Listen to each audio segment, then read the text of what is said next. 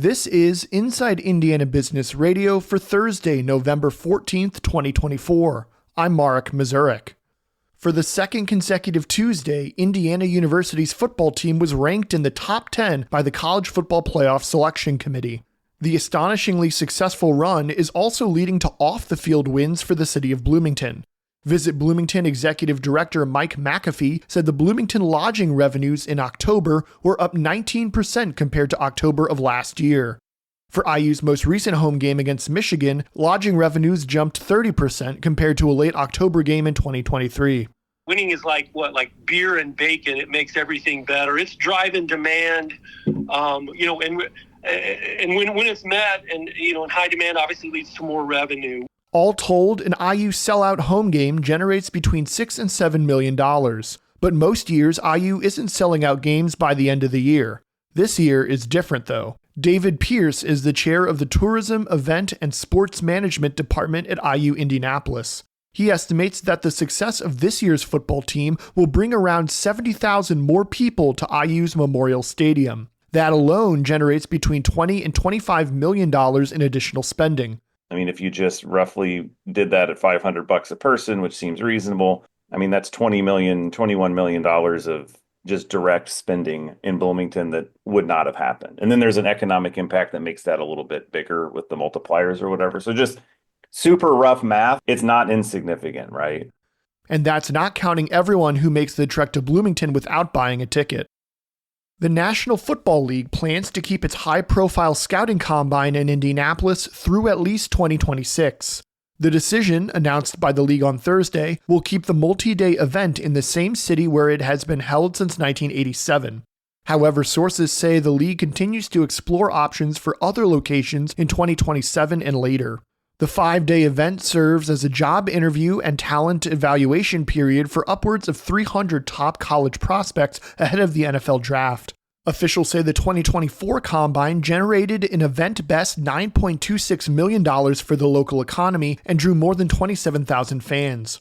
The Indianapolis Colts led the city's effort to retain the Combine, joined by officials from Visit Indy, the Indiana Convention Center, and Lucas Oil Stadium, among others. From the number one source for Indiana business news, this is Inside Indiana Business Radio. Indiana, your bold future starts here. IBJ Media, Inside Indiana Business, and the Indiana Economic Development Corporation invite you to the Engage Indiana series, presented by CareSource, Indiana University, and Old National Bank. With an unrelenting focus on growing Indiana's economy, our Engage Indiana events take place in every region of the state. Discover when we'll be in your area at ibj.com/engage.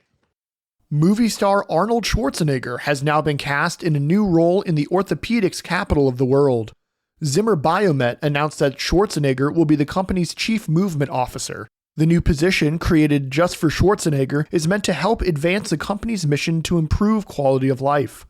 Zimmer Biomet is one of the largest orthopedic medical device companies in the world. The company said Schwarzenegger, who has had a hip replacement, is the perfect person for the role.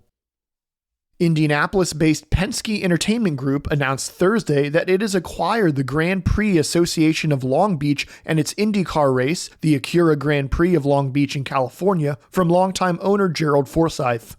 Penske Entertainment is a subsidiary of the Penske Corporation, and it did not disclose the terms of the deal. The Grand Prix of Long Beach is the longest-running major street circuit race in North America and will celebrate its 50th edition in 2025. It's staged on a nearly 2-mile race course that snakes through the city and the Long Beach Convention and Entertainment Center. According to Penske Entertainment, around 190,000 people regularly attend the 3 days of race activities. The race will be the second owned by Penske Entertainment, which also owns the Indianapolis Motor Speedway, the NTT IndyCar Series, and IMS Productions. Indiana's biopharmaceutical industry continues to grow. BioCrossroads CEO Vince Wong is this week's guest on the Business and Beyond podcast hosted by Gary Dick, presented by PNC. A weekly conversation with high-profile Hoosiers in business, sports, entertainment, and beyond. Available now from your favorite podcast provider. I'm Mark Mazurek for Inside Indiana Business Radio on Demand.